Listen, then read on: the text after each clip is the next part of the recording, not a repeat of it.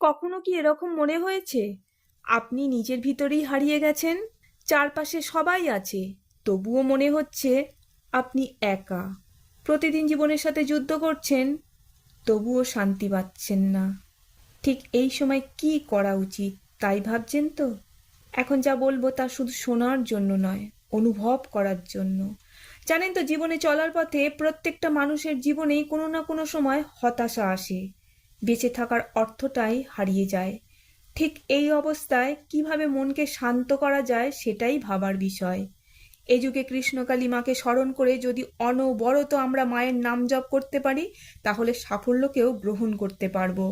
এমন বিশ্বাস রয়েছে যে যে প্রতিদিন মায়ের মন্ত্র পাঠ করে তার গৃহে স্বয়ং মায়ের উপস্থিতি থাকে, শুভ শক্তি থাকে, শান্তি থাকে, আর থাকে নিজের প্রতি দৃঢ় আত্মবিশ্বাস। জীবনের যে কোনো পরিস্থিতিকেই গ্রহণ করার মতো